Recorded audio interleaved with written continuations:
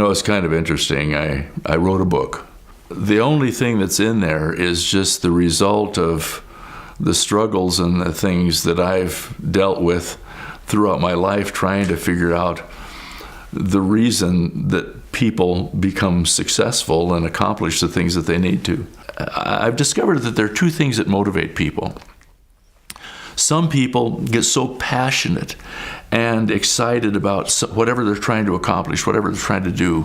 I think maybe Edison would be a good example. He was a tremendous inventor. He decided he was going to have the light bulb come hell or high water, and he went through like 1,000 filaments to figure out the light bulb. He was passionate. He could see what he wanted to accomplish, and these people are extremely motivated, and the reason that they're successful is because they totally focus. They can totally focus.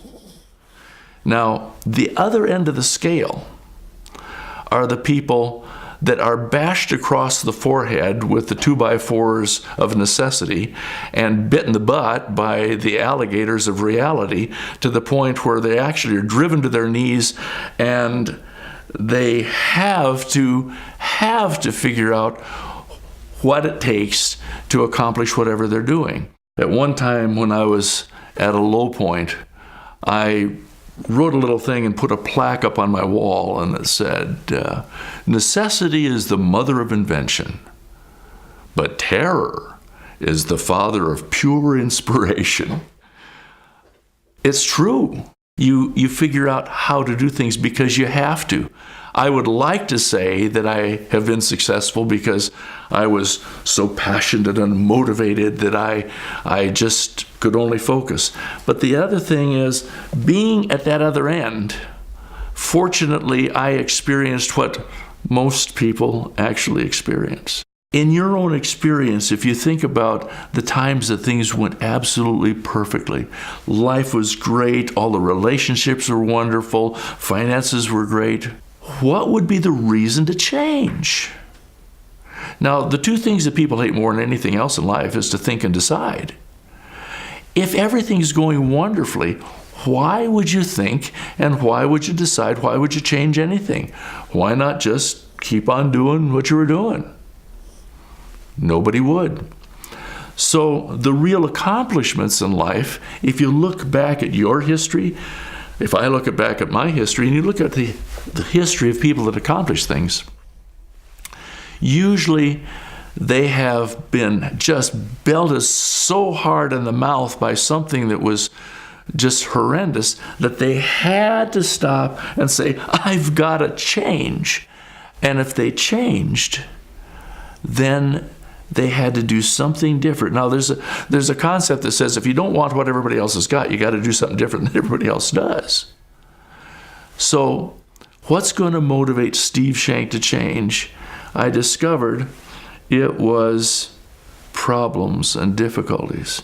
Now, I've got a personal philosophy that's kind of interesting. I believe that we literally are much more magnificent than anyone that I've heard believes that we are. Because I think that we literally write for ourselves an educational curriculum of what we really need to learn. And we put ourselves in a situation where we have the difficulties that cause us, to force us to think and decide and to change direction to become more of what we need to become. We, in our heart of hearts, know that we can be better than we are. Otherwise, why would we should on ourselves? We get disappointed in ourselves and we say, I should have been able to do that. I should be able to win the game. I should be able to sell everybody that I talk to if I'm a salesman. I should this, I should that, I should this. And then we say, well, nobody's perfect, but we expect ourselves to be perfect. The bottom line is, when we write into our book of life experience the need to learn something, we will force ourselves to do that. And the way we do that is we put ourselves in uncomfortable situations where we have to accomplish what we're after.